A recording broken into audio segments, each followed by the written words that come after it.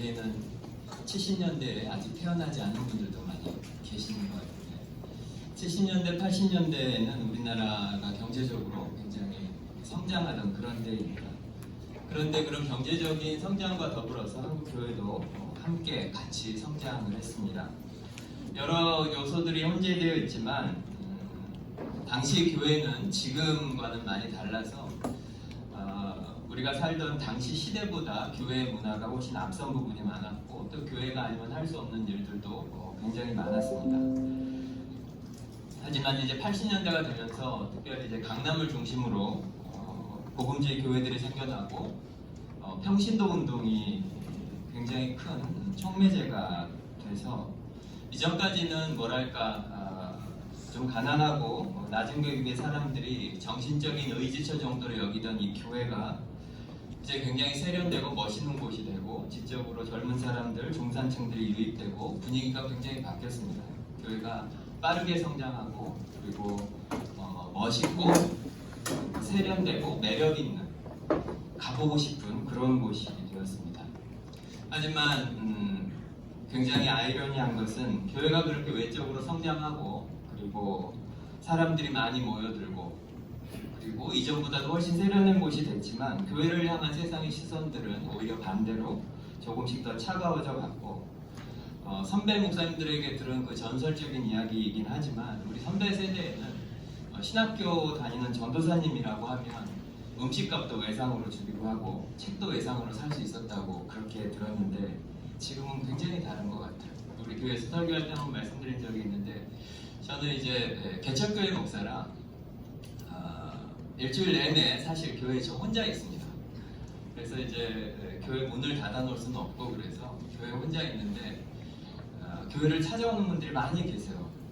주로 이제 작은 도움이라도 받고 싶어서 오는 분들이 계시고 그리고 나머지는 대부분 택배라든지 이런 거 이제 배달 오시는 분들인데 그분들이 제 교회에 와서 제가 교회 혼자 있는데도 저를 사장님이라고 부릅니다. 사장님 하면서 고객님 이렇게 분명히 아마 목사일 것처럼 보이는데도 저를 목사라고 부르지도 않고 물론 이제 제가 어떤 특별한 대접을 받아야 한다 그런 사람이라는 의미는 전혀 아니지만 세상 사람들이 교회에 왔고 그리고 목사처럼 보이는 사람을 만나도 뭔가 자신들과 다른 사람이라고 생각하지를 않는 거예요. 점점 더 오히려 이제 이 시대는 교회와 성도들을 향해서 우리랑 다를 뿐만이 아니라 조금 우리에게 적대적인 존재로 보아가는 그런 시대에 우리가 살고 있습니다. 그리스도인으로 살아가는 이 땅은 말 그대로 이방인들이 사는 땅이 되었고 복음에 대해서 가장 회의적인 땅이 되었고 그래서 성경에 대해서 예수에 대해서 중립적이지도 않고 적대적으로 그렇게 생각하는 그런 세상에 우리가 살고 있습니다. 이런 세상에서 우리는 그리스도인으로 어떻게 살아야 할 것인가? 오늘 우리가 너무나 잘 아는 성경에서 아주 유명한 교회인 안디옥 교회를 통해서 그것을 한번 같이 생각해 보려고 합니다. 성경을 통해서 우리가 알고 있는 교회의 시작은 마가의 다락방에 성령이 임함으로 교회가 시작이 됐습니다.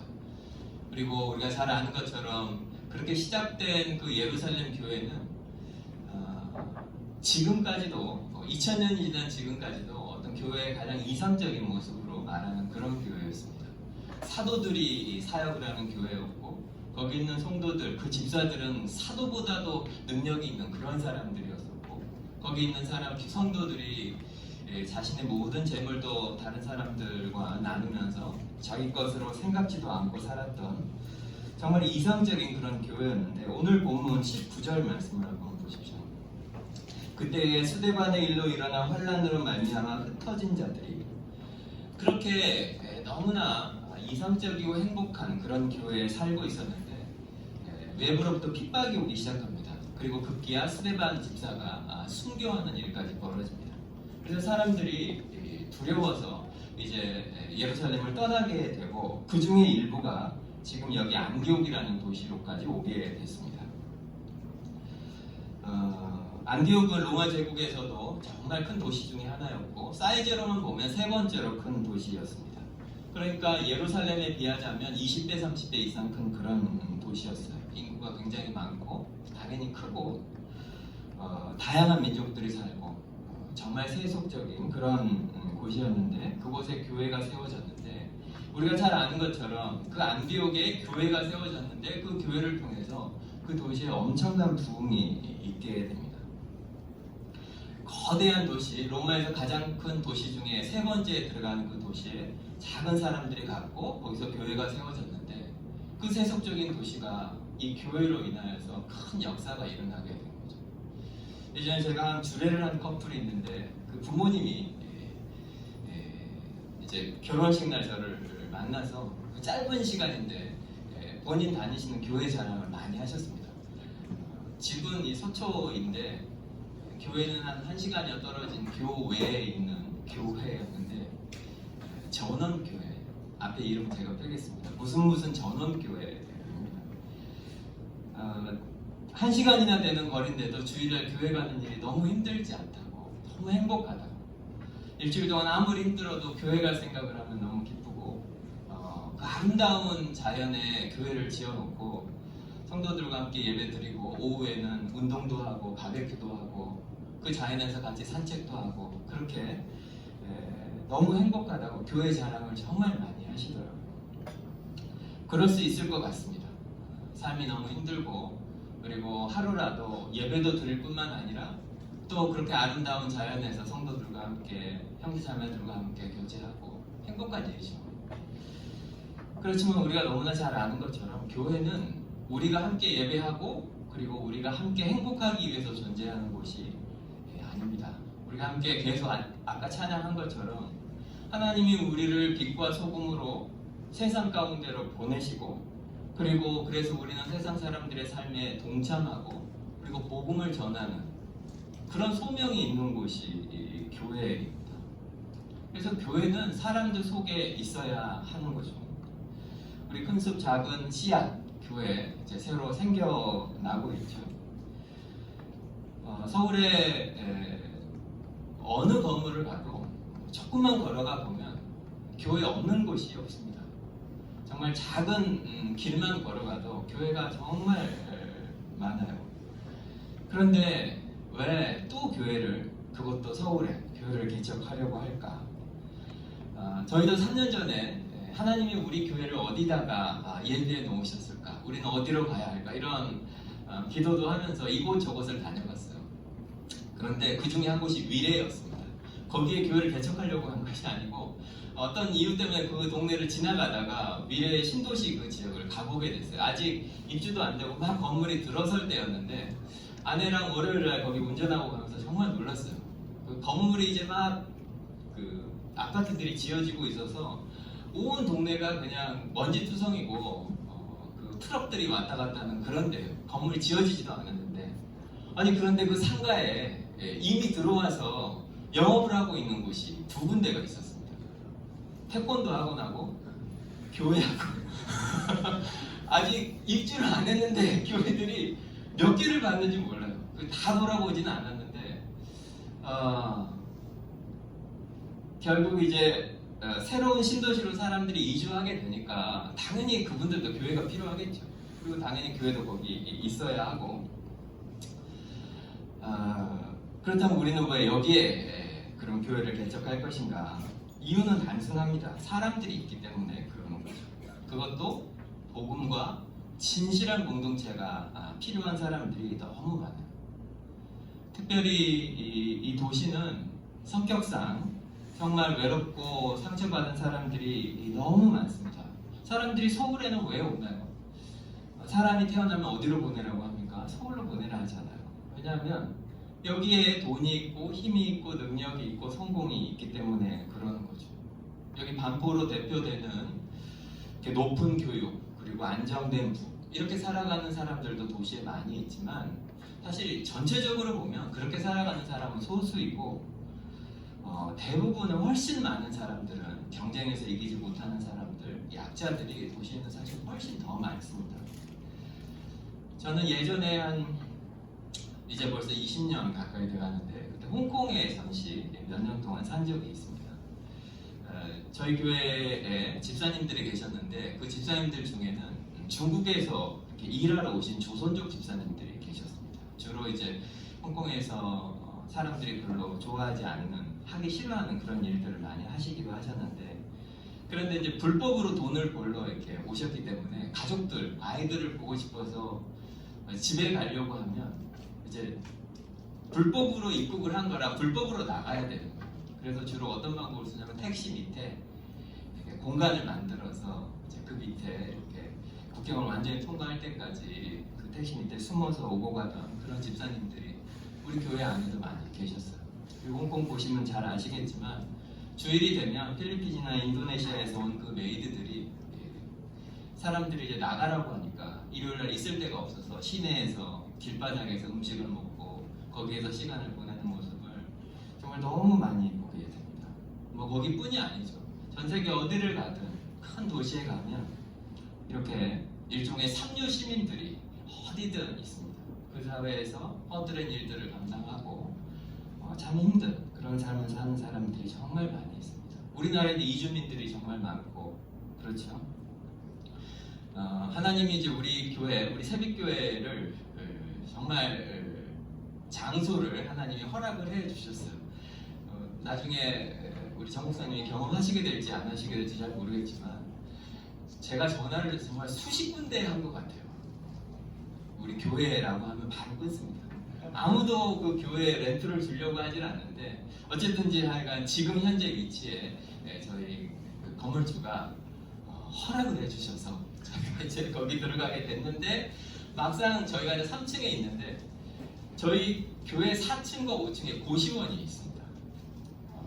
저희 교회는 3층인데 처음에는 거기 올라가 볼 기회가 없다가 나중에 이제 올라가 볼 기회가 있었는데 정말 창문도 없는 방이 있고요. 정말 한 평도 안 되는 그런 곳에 생각보다 젊은 사람들이 대부분이에요. 거기 나이 드신 분들이 많이 계시지 않고 복도에서 이렇게 마주치면 너무나 예쁜 아이들이 이렇게 오고 갑니다. 근데 거기 한 평도 안 되는 방에 그 아이들이 들어가고 그런 생각을 하면 참 너무 마음이 아파요. 그런데 그 우리 고시원 이름이 뭔지 모르시죠? 에덴하우스. 아이러니죠. 정말 역설적인 이름입니다. 도시에는 정말 사연이 없는 사람이 없고 상처가 없는 사람이 없고 정말 힘든 삶을 살아가는 사람들이 정말 많은 곳이 도시고 그리고 사람들이 모인 곳에는 그런 사람들이 더 많죠. 복음이 필요해요.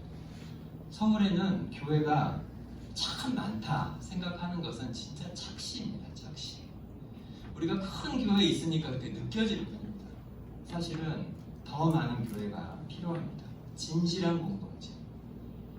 지난 3년 동안 저희 새빛교회도 정말 그것을 매주 확인합니다. 사람들에게 정말 필요한 것이 진실한 마음을 나누고 서로 사랑하는 그런 공동체가 필요하구나. 2000년 전에 유대인들에게 기쁜 소식이었던 것이 오늘 이 안디옥 교회를 보면 유대인들뿐이 아니라 하나님을 전혀 알지 못하는 그 이방인들, 헬라인들에게도 기쁜 소식이 되었던 것이 성경의 증거죠. 2000년 후인 오늘도 이 2020년 서울에도 여전히 마찬가지로 복음은 가장 기쁜 소식이 맞습니다. 그리고 교회는 우리의 삶의 가장 궁극적인 답이 예수라고 하는 것을 계속 전해야 될 책임이 분명합니다. 안디옥 교회가 정말 의도를 가지고 이 사람들이 처음에 안디옥으로 간 것은 아니지만 어쨌든지 예수를 믿는 사람들이 안디옥에 가게 된 것은 굉장히 큰 하나님의 섭리였는데 그것보다도 사실 더 큰 의미는 뭐냐면 이 복음이 예수의 이름이 이방인들에게 전해졌다고 하는 것이 가장 큰 의미입니다. 안디옥 교회가 가지고 있는 제일 큰 의미, 하나님 나라 전체에서 정말 가장 큰 의미는 바로 그것입니다. 20절 말씀에 보면 그 중에 구브로와 구레네 몇 사람이 안디옥에 이르러 헬라인에게도 말하여 주 예수를 전파합니다. 19절 하반절에 있는 것처럼 유대인에게만 말씀을 전하였는데 처음부터 이 사람들이 이방인에게 말씀을 전한 건 아닙니다. 안디옥에 갔고 모든 유대인들이 보통 그런 것처럼 맨 처음에는 유대인들에게 복음을 전했습니다. 근데 그러다가 헬라인에게도 복음을 전했는데 이것이 굉장히 중요한 일입니다. 짧은 교회 역사가 우리가 복음서라든지 다른 것을 보아서 알지만 바울이 복음을 전할 때도 바울은 제일 먼저 큰 도시에 갔고 그리고 제일 먼저 회당을 찾아갑니다. 왜냐하면 유대인들에게 복음을 전했고 예수님도 그분의 공생의 이 땅에서 사역 동안에 대부분 예수님과 가까이 있는 사람들, 대부분 유대인들에게 예수를 잘 알지 못하는 사람들, 예수를 오해하고 있는 사람들에게 복음을 전하셨습니다. 천국 복음을. 그리고 안디옥 교회 이전에도 사도행전에 보면 여러 이방인 비슷한 사람들이 나오죠. 이디오페 내시도 나오고 사마리아 사람들도 나오고 고넬료도 나옵니다. 하지만 이 사람들은 전혀 하나님을 모르는 사람들이 아니고 유대인 비슷하게 이방인임에도 불구하고 하나님을 알고 하나님을 두려워하던 그런 사람들이었습니다. 그런데 오늘 여기 있는 것처럼 헬라인에게도 복음을 전하니 이것은 굉장히 큰 일인 거죠. 이제 완전히 하나님을 전혀 모르는 사람들에게 가서 이제 복음을 전하는 거예요. 그런데 정말 놀라운 일이 일어났습니다.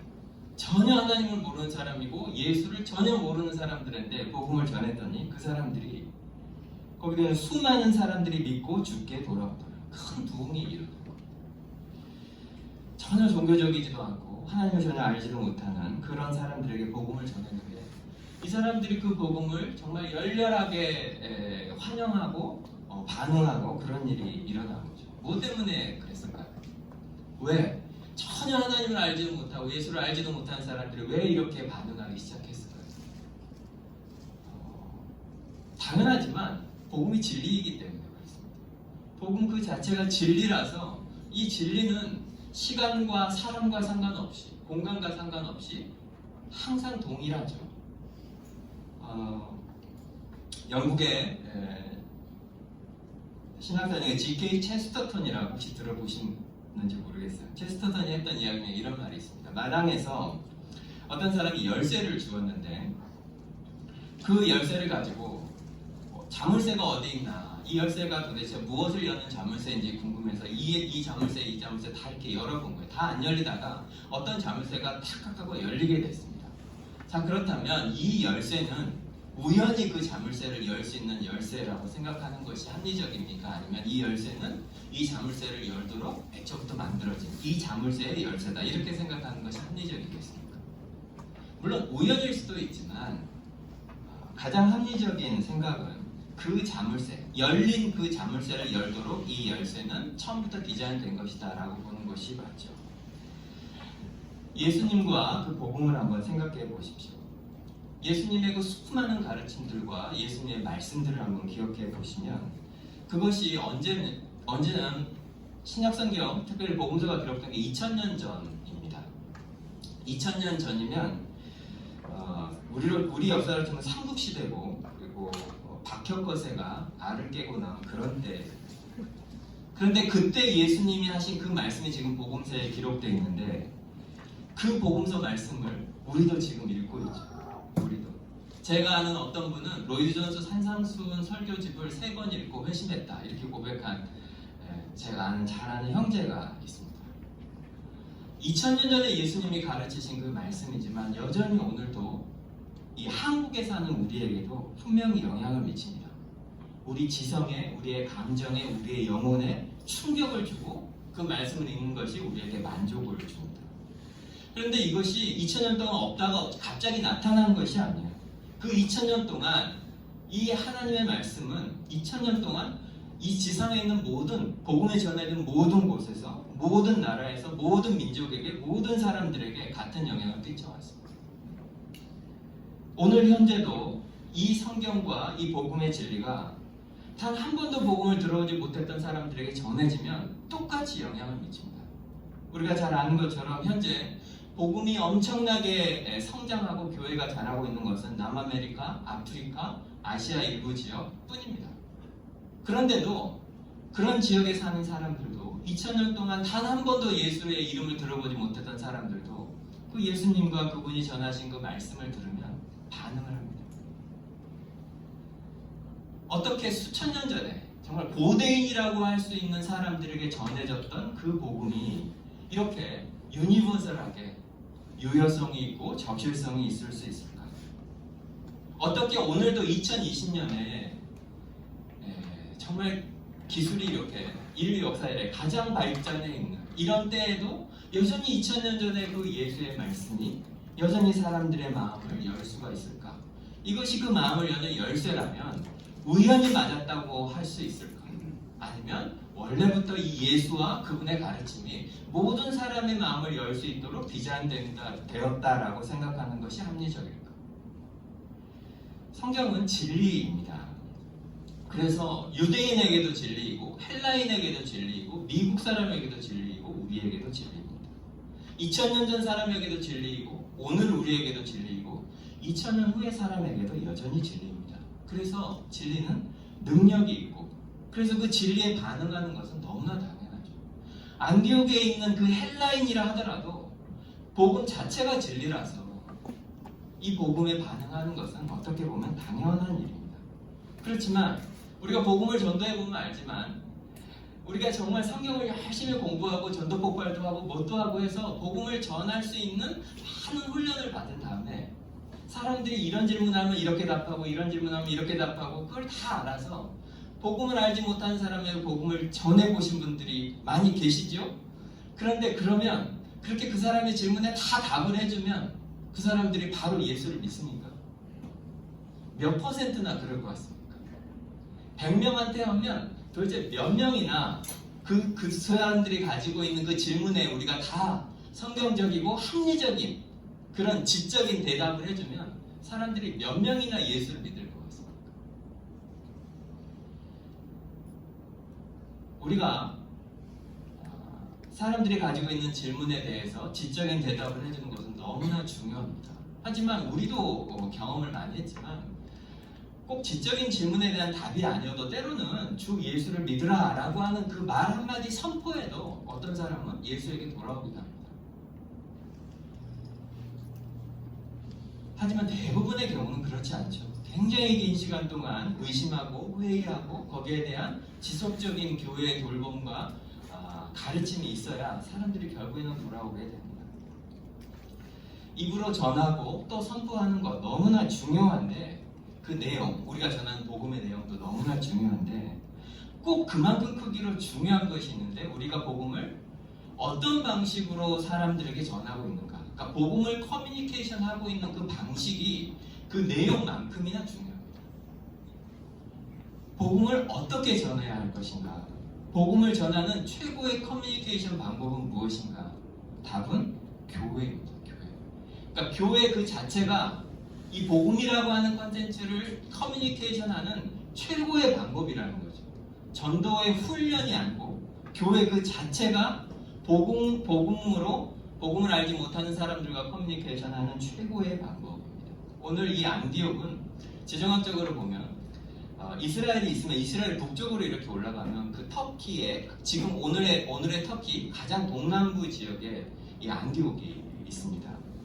그래서 이 터키에서부터 이제 바다가 있고 그 바다 밑쪽으로 쭉 가게 되면 우리가 이제 요한계시록이 나오는 그 소아시아 지역이 나오고 그 오른쪽으로 가면 그리스 로마가 나옵니다. 그리고 당연히 서쪽으로 보면 이제 아시아 지역이 나오겠죠. 우리가 아는 인도.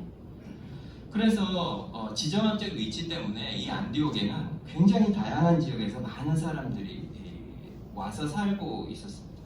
그리스 사람, 로마 사람뿐이 아니고 가장 가까운 곳에 있었던 이스라엘 사람들도 거기 와서 살고 있었고, 그리고 동쪽으로는 페르시아, 저쪽 멀리는 아프리카, 심지어 기록에 보면 중국 사람들까지 이 안디옥에 있었다는 그런 기록이 있습니다. 이 안디옥을 건설한 사람은 그리스의 그 유명한 알렉산더 대왕이죠. 그 알렉산더 대왕의 이제 전쟁을 할 때 도왔던 4명의 장군이 있습니다. 그래서 알렉산더 대왕이 일찍 죽고 나서 그 4명의 그 장군들이 알렉산더의 그 거대한 제국을 나누어서 통치하게 돼요. 그 중에 한 명이 셀루키우스라는 사람이 있습니다. 영어로는 셀루시드라고 하는데 이 사람이 이 지역, 안디옥 지역을 통치하게 됐고 이 안디옥에다가 도시를 만들었어요. 이 아버지의 이름을 따서 안티오코스라고 하는 자기 아버지의 이름을 따서 안디옥이라고 하는 도시를 만들었습니다. 근데 이 사람이 거기다 도시를 처음에 만들 때부터 이 지역적인 특성 때문에 이 도시를 여러 구역으로 나누어 놓았어요. 아마 우리 청년들은 잘 아실 텐데 영화 헝거게임 혹시 아시죠? 헝거게임에 보면 그 판에 그 캐피털이 있고 그 전체 도시를 13개, 12개, 12개지 죄송합니다. 12 아니면 13개 디스트릭트로 나누어서 이렇게 구분하고 있잖아요. 그런 것처럼 이 거대한 도시를 18개로 나누는 거예요. 왜냐하면 그만큼 여러 지역에서 사람들이 와 있었기 때문에 그 사람들에게 지역을 구분을 해줘서 거기서 좀 자유롭게 살도록, 중국에 가면 소수민족 자치구들이 있죠. 그런 것처럼 지역을 구분을 해놓은 겁니다. 왜 그렇게 했을까요? 물론 이제 거기에서 일종의 자유도 주고 자치를 하면서 살 수 있도록 한 그런 측면도 있겠지만, 결국에는 그렇게 너무나 많은 인종들이 모여서 살면 그 안에 결국에 너무 많은 문제들이 생길 것을 염려를 해서 그런 것을 차단을 해 놓은 거죠. 그래서 서로 이렇게 구분을 해 놓으면 오히려 잘 살 수 있을 거라고 생각했던 거예요. 당연하죠. 우리도 뭐 여러 민족들, 심지어 뭐 이렇게 작은 나라에서 어느 지역 출신이냐를 가지고도 우리가 싸우는데, 서로 다른 나라 사람들이 여러 군데서 온 사람들이 한 지역에서 모여 살면 어쩔 수 없이 서로 간에 충돌이 굉장히 있게 되고 그렇겠죠. 이제 그런 지역이 안디옥입니다. 안디옥이라고 하는 도시 자체가 현재 그렇게 구성이 되어 있는데, 그곳에 핍박 때문에 예수 믿는 사람들이 들어가게 됐고 거기에 교회가 세워진 거예요. 근데 이 사람들이 굉장히 특이한 사람들이었던 것입니다. 우리가 알지만 교회는 그 사람이 어디 출신이냐, 남자냐 여자냐, 뭐 나이가 많냐 적냐, 또 피부색이 무엇이냐, 뭐 돈이 많냐 적냐, 이런 것을 전혀 상관하지 않는 매우 특별한 공동체죠. 그런데 이 사람들이 함께 맨날 모이고, 그리고 서로 형제자매라고 부르고, 심지어 돈을 벌어다가 교회에다가 다 바치고 자기들끼리 나눠 쓰고, 한 번도 본 적이 없는 굉장히 특별한 사람들이 이제 거기에서 모이기 시작한 겁니다. 사도행전 13장 1절을 한번 보시겠습니다. 안디옥에 선지자들과 교사들이 있으니 곧 바나바와 니게르라 하는 시므온과 구레네 사람 루기오와 분봉한 헤롯의 젖동생 마나엔과 이 사울이라. 많이 설교를 들어보셨겠지만 이 자체가 굉장히 충격적입니다. 바나바는 키프로스 사람이고, 니게르라는 말이 영어로 니걸, 말 그대로 아프리카 사람입니다. 그리고 루기오는 구레네 사람, 로마 사람이고, 마나에는 유대 사람이고, 사울은 다소 출신 유대인입니다. 그러니까 대륙으로 치면 세계 대륙, 그리고 4개의 서로 다른 인종이 이 작은 안디옥이라고 하는 교회에 모인 거예요. 근데 이 사람들이 누구냐면 그 교회의 목사, 장로, 집사, 교사들입니다. 리더십이에요. 정말 이것은 굉장히 혁명적인 일이죠. 인종도 다르고 문화도 다르고 언어도 다르고, 그런데 서로 형제자매를 부르고 색깔도 너무 다르고, 그런데 함께 빵을 먹고 함께 예배하는 특별한 사람들이 생겨난 거예요. 근데 이 사람들이 매주 모이는데 이제 그 사람들을 불러야 할 거 아니에요. 거기 맨날 모이는 어떤 사람들.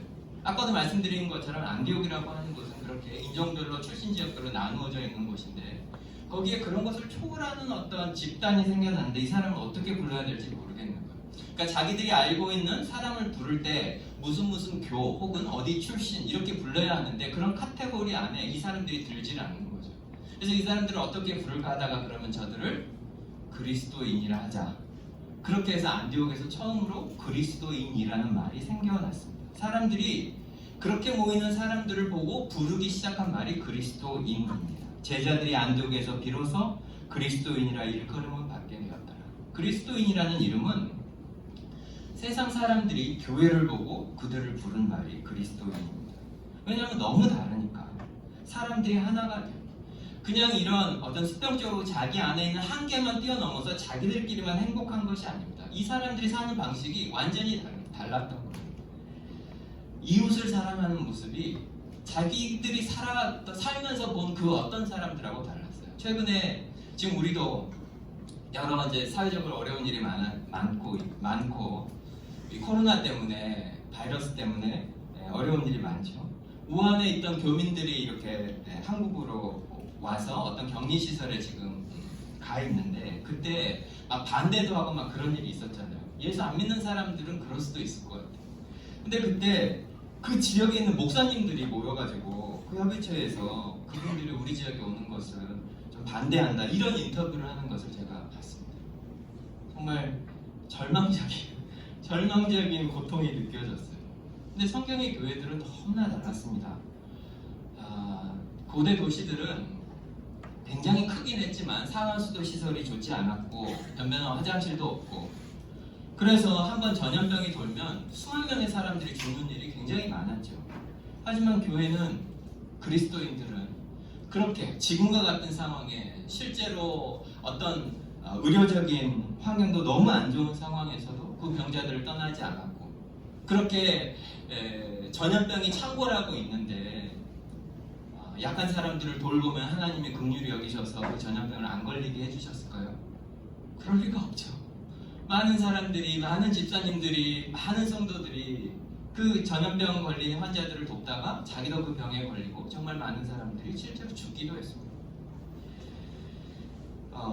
아까 말씀드렸던 그리스의 그 알렉산더 대왕이 그 이름을 따서 만들어진 도시가 알렉산드리아라고 있습니다. 그 알렉산드리아에서 실제 있었던 기록인데, 당시에는 여자아이가 태어나면 이제 그냥 내다 버리는 일이 너무나 흔했어요. 그런데 그 알렉산드리아에도 당연히 교회가 있었고, 그 교회 집사님들이 주일날 교회로 오는데 여자아이들이 길거리에 버려져 있는 거예요. 그럼 집사님들이 어떻게 했겠습니까? 불쌍해서 그 아이를 들고 교회로 옵니다. 그럼 교회에서 그 아이를 먹이고 입히고 어느 정도 했는데 결국에 이 아이도 교회가 계속 그렇게 돌볼 수가 없잖아요. 그래서 많은 사람들이 그 아이를 그냥 입양하기까지 하는 일이 그 알렉산드리아 교회에 정말 많았다고 기록되어 있습니다. 그러니까 교회는 세상이 너무 당연히 여긴 그 어떤 것들에 대해서 도전하고 그 사람들이 상상도 하지 못하는 그런 어떤 삶을 보여주는 그런 사람들이죠. 나를 위해서, 돈을 위해서, 힘을 위해서, 편안함을 위해서, 자식을 위해서 무엇이든 하는 세상에 우리가 살고 있습니다. 예전에 정말로 저희가 미국에 있을 때 일인데, 그 피부색 검은 흑인 아이가 수영장에 들어왔다고 물 더러워진다고 출입 금지시켜달라고 하는 그런 일이 실제로 있었습니다. 한국 뉴스에도 많이 나오지만 자기가 비싼 것을 살 수 있다고 해서 그 물건을 파는 사람을 무릎 꿇리고 또 언어적으로, 물리적으로 폭행하는 일이 자신의 권리라고 생각하는 그런 세상. 아무 일이 하지 않았는데 오른 집값을 자기의 소유라고 생각하고 그것이 조금이라도 손해가 날 것 같으면, 저희 교회 옆에 지금 플랜카드 붙어 있습니다. 그 옆에 있는 아파트에 피 같은 우리 돈, 이렇게 정말 그것을 위해서 정말 부끄러움이 없이 싸우는 곳이 세상입니다. 그런데 그런 땅에 완전히 새로운 사람들이 생긴 거예요. 이 사람들의 삶은 옆에서 보면 정말 특별한 것이 있었어요. 그 안디옥의 사람들이 그 교회를 볼 때 느꼈었던 그런 충격이 굉장히 컸을 겁니다. 이방인들을 환대하고 너무나 이타적으로 살아가고 고아와 과부를 돌보고 나그네를 환대하고 죽어가면서까지 병자들 떠나지 않고, 사람들이 아무리 자신들을 대적하고 폭력으로 해도 용서하고 그렇게 선으로 반응하고, 그래서 사람들이 그것을 보는 거죠. 그것을 사람들이 천천히 보고, 그리고 그 사람들을 그리스도인이라고 부릅니다. 저렇게 사는 사람들을 그리스도인이라고 하고, 그리고 그 공동체의 매력을 느껴서 사람들이 그 공동체 속으로 들어오게 됩니다. 세상이 지어준 이름 그리스도인. 정말 영광스러운 이름인 거죠. 아까도 말씀드렸지만 복음을 우리가 바르게 전하는 것은 너무나 중요한데, 그 복음을 우리가 세상과 어떻게 커뮤니케이션하고 있느냐는 전혀 다른 문제입니다. 여러분은, 그리고 우리는 어떻게 살고 있습니까? 우리가 사람들 속으로 들어가야 되고 그 안에서 빛과 소금으로 살아야 합니다. 그래야 우리가 입으로 전하는 그 복음이 실제로 그 사람들에게 영향을 미치게 되고, 그래서 그 복음이 그들의 삶을 바꾸는 것을 그제서야 비로소 볼 수 있게 됩니다. 제가 무슨 사역자도 아니고 여러분 마음에 혹시 하나님이 나를 이런 교회 개척이나 도시 사역으로 부르신 것도 아니고 난 특별한 재능도 없는데, 내가 그런 특별한 사람도 아닌데 내가 그런 일을 할 수 있을까? 어떻게 생각하십니까? 전혀 그렇지 않습니다. 사사기에 나오는 기드온 아시죠? 기드온. 미디안과 전쟁을 앞두고 이스라엘 병사가 32,000명인 것 같습니다. 근데 하나님이 기드온에게 하는 말이 너무 많다는 거예요. 걔네가 숫자가. 그래서 너를 따르는 백성이 너무 많은즉 내가 그들의 손에 미디안 사람을 넘겨주지 아니하리니 이는 이스라엘이 나를 거슬러 스스로 자랑하기를 내 손이 나를 구원하였다 할까 함이니라. 그렇게 해서 결국 하나님이 3만 2천을 10,000명으로 줄이고 결국에는 300명으로 줄입니다.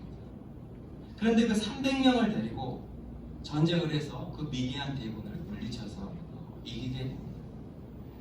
왜냐하면 하나님 말씀 그대로 이스라엘이 나를 거슬러 스스로 자랑하기를 내 손이 나를 구원하였다. 자기들 손이 자기를 구원하였다 할까 해서 하나님 숫자를 줄였고 결국에 너무나 분명한 하나님의 손이 그들과 함께했기 때문에 그렇습니다. 오늘 본문 20절에도 헬라인에게도 주 예수를 전파하니 어떤 일이 벌어집니까? 21절에 주의 손이 그들과 함께 하시네. 주의 손이 그들과 함께 하시네. 수많은 사람들이 믿고 주께 돌아오더라. 보이시죠? 너무 선명하게. 이 일은 우리의 힘과 능력으로 하는 것이 아닙니다. 하나님의 손이 우리와 함께 하기 때문에 할 수 있습니다. 기드온이 할 수 있었던 그 일을 우리가 왜 못하겠습니까? 아무리 능력이 없는 자라 해도 기드온과 같은 겁쟁이라 하더라도 하나님의 손이 함께 하시기 때문에 그 일을 할 수 있는 거죠. 주 예수 안에 있는 사람에게는 하나님의 손이 영원히 함께 하십니다. 오늘 여기 앉아있는 우리 자신을 한번 보십시오. 여러분 중에는 그런 분도 계시겠죠. 나야 뭐 예수 믿을 자격이 있지 이렇게 생각하는 분도 계시겠지만 대부분은 아마 내가 예수 믿게 된 것이 진짜 기적이다 이렇게 생각하는 분들이 더 많으시리라 기대합니다. 우리가 복음을 전해보면 알지만 정말 여러분 중에도 지금 어떤 한 사람을 위해서 간절히 기도하고 있는 분이 계실 거예요. 한번 그 사람을 생각해 보십시오. 남편일 수도 있고 아내일 수도 있고 친구일 수도 있고 10년, 20년, 30년을 기도해도 변하지 않는 그런 사람들이 있죠. 한 사람이 예수를 믿게 되는 일은 진짜 어려운 일입니다. 우리는 여기 앉아서 지금 하나님을 예배하고 또 사랑하는 그 누군가가 예수 믿기를 간절히 바라고 기도하고 있는데 이것이 얼마나 기적적인 일입니까? 내가 예수를 믿고 또 그 누군가가 예수 믿기를 바라고 심지어 오늘 개척 기도회인데 이런 곳에 와서 교회가 세워지기 위해서 기도하고 정말 기적적인 일이죠. 그런데 이 일이 어떻게 해서 벌어졌습니까? 그 누군가가 우리에게 복음을 전해 주었기 때문에 가능한 일입니다. 여러분 혼자 하셨습니까? 그 누군가가 우리에게 복음을 전해 주었기 때문이에요. 그분이 부모님일 수도 있고 우리의 가족일 수도 있고 친구일 수도 있겠죠. 여러분에게 복음을 전해 주었던 그분을 한번 생각해 보십시오. 그분이 그렇게까지 대단한 분이었습니까? 그렇게까지 탁월한 설교자였습니까? 그렇게까지 믿음이 좋은 분이었습니까? 그분들이 영웅이고 큰 능력이 있고 그분이 정말로 하나님의 손에 사용되는 큰 사역자였기 때문에 우리가 여기 있는 것이 아닙니다. 전혀 그렇지 않습니다. 저도 제 삶에서 저에게 많은 영향을 준 분들, 제가 다녔던 많은 교회들 있는데 정말 이상한 교회도 많았고 정말로 참 마음 아프게 하는 분들도 참 많았습니다. 그런데 어떻게 해서 우리가 여기 있게 됐겠습니까? 하나님의 손이 함께 했기 때문입니다. 그 사람. 요즘 같은 세상에 정말 교회를 다시 개척하고 우리 같은 사람이 모여서 교회가 이루어지고 그런다고 해서 무슨 일이 이루어질까? 하지만 주의 손이 함께 하시면 헬라인들도 예수를 믿습니다. 아까도 말씀드린 것처럼 예루살렘 교회에 있었던 사람들이 엄청난 훈련을 받은 예루살렘 교회로부터 파송을 받은 그런 사람들 아닙니다. 왜 거기를 갔겠습니까? 먹고 살라고 간 거죠. 생명의 위협은 느껴지고 가족은 돌봐야겠고 그러면 어디로 가야 할까? 도시로 가야죠. 먹고 살기 위해서. 그렇게 떠났던 사람들입니다. 그런데 그런 평범한 사람들인데 하나님의 손이 함께 하니까 그곳에 안디옥 교회를 통해서 큰 역사가 일어나게 됐습니다.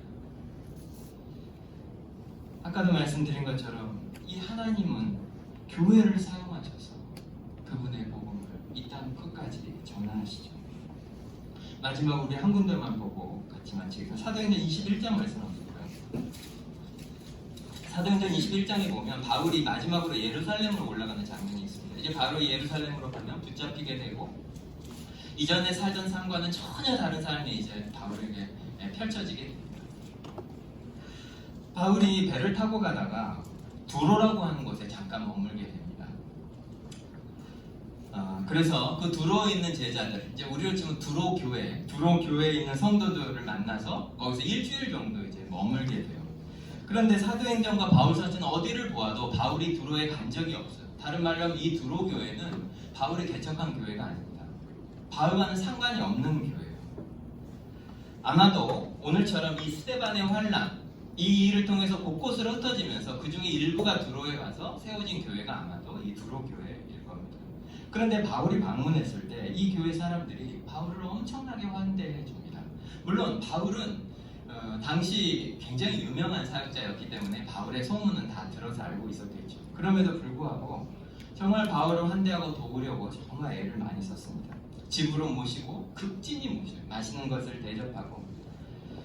이 21장에만 최소 4번에 걸쳐서 바울이 환대를 받습니다. 일주일이 있었는데. 그리고 바울이 떠나려고 할 때 그들이 다 그 처자와 함께 성문 밖까지 전송하거든요. 이 장면을 한번 생각해 보세요.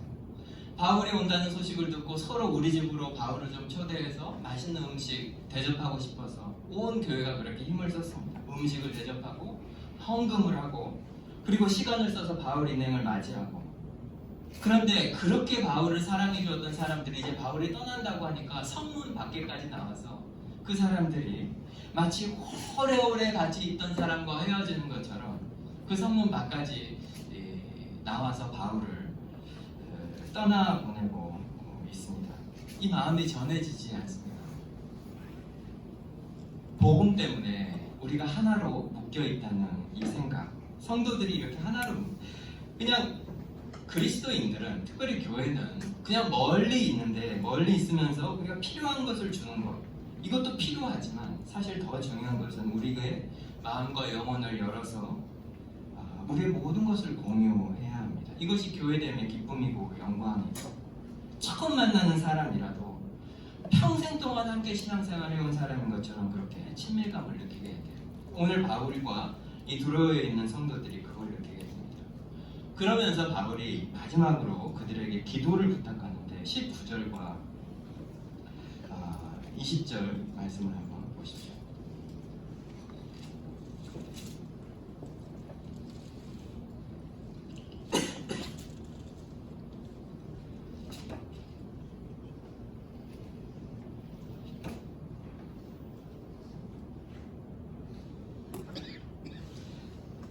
죄송합니다.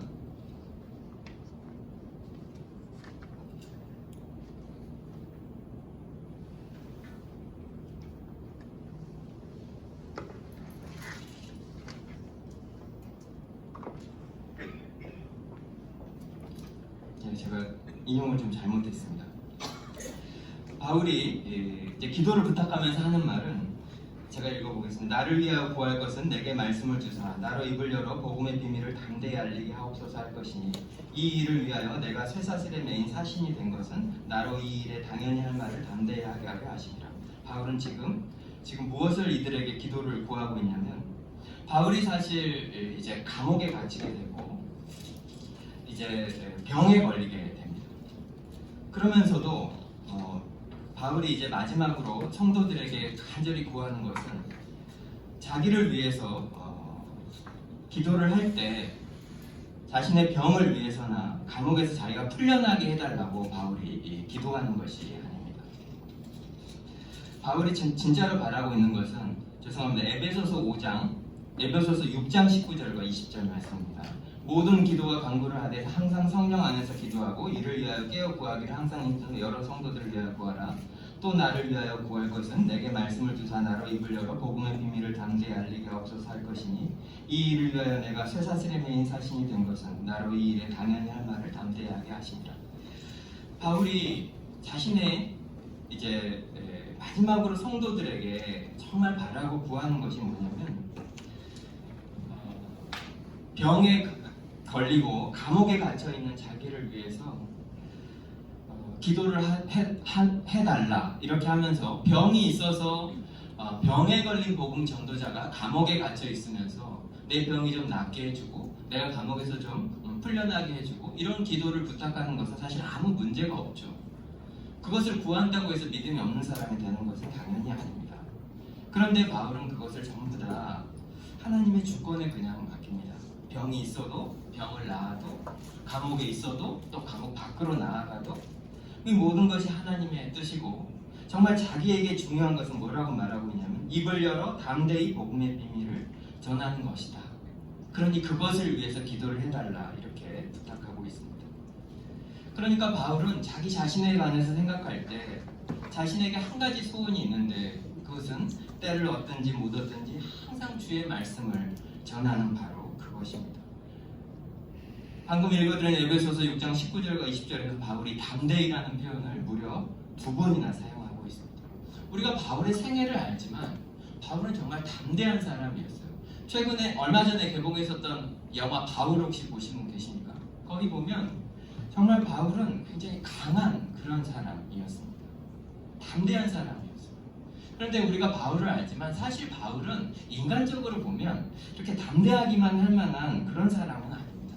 바울은 일단 외모가 심각하게 비호가 되었습니다. 갈라디아서에 보면 바울의 외모는 추한 정도를 넘어서 사람들이 정말 혐오할 만한 수준이야 이렇게 유추해 볼 수 있을 정도입니다.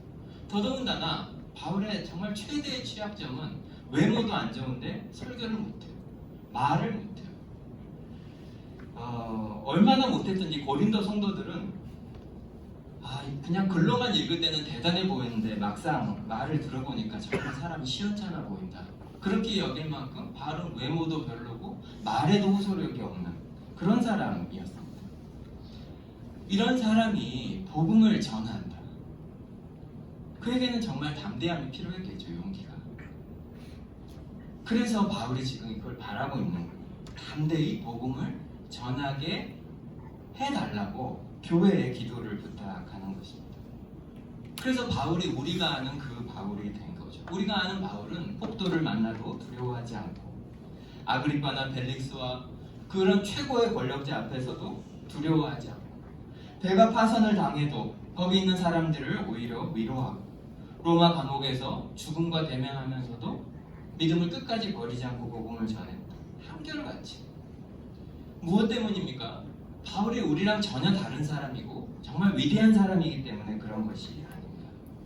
자기가 얼마나 하나님의 도움이 필요한지 알았고 무엇보다도 오늘 아까 보았던 그 두로 교회처럼 에베소 교회에 보낸 이 편지처럼 한몸된 그 교회가 있다고 하는 것을 바울이 알았기 때문이에요. 자기가 어느 순간에 있다 하더라도 내가 세상 끝날까지 너희와 함께 하겠다 하신 그 주님이 자기와 함께 계시고 뿐이 아니라 한몸된 교회가 자신과 끊어지지 않고 아무리 멀리 있더라도 연결되어 있고 나를 위해 기도하고 있다는 것을 바울이 분명히 확신했기 때문에 담대한 사람이 됐습니다. 우리는 그렇게 약한 존재가 아닙니다.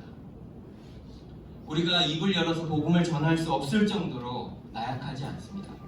왜냐하면 우리에게 하나님의 손이 있습니다. 그리고 우리에게 교회가 있습니다. 우리를 위해서 기도하는 형제자매가 있기 때문에 그렇습니다. 교회는 하나님이 우리에게 주시는 최고의 선물입니다.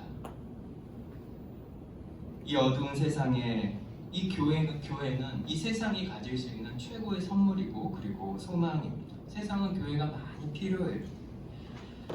오늘 우리가 함께 모인 것은 하나님께서 우리에게 이렇게 새로운 교회를 세우시게 하셨는데 정말 복음의 비밀을 담대히 알리는 그런 교회가 세워지기를 그리고 이 아름다운 하나님의 일에 여러분뿐만 아니라 이 기도에 동참하는 많은 사람들이 함께하고 그래서 참으로 증인으로 살아가는 교회가 세워지기를 축복합니다.